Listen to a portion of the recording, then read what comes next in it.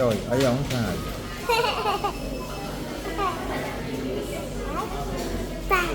tặng nó đặt ở xuống nó chắc nhưng nó thấy chân thật nó chưa xong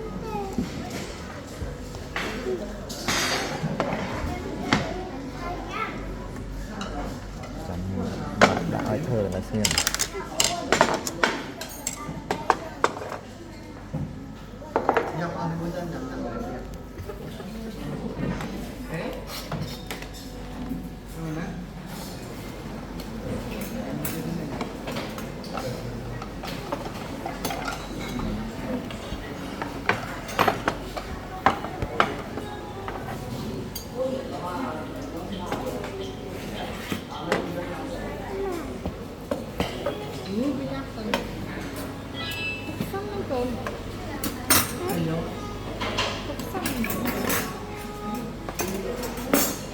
dù mấy thì xa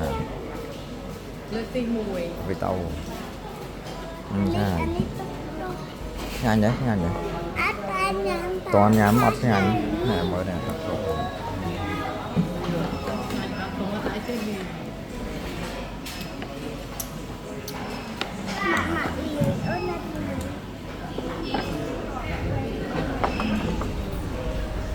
đi cái đào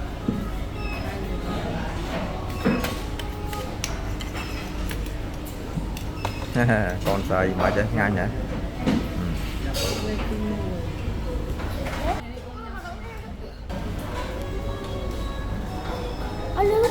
Ôi.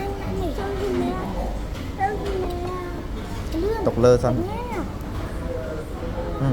Ôi, miên cối thì đã mở rồi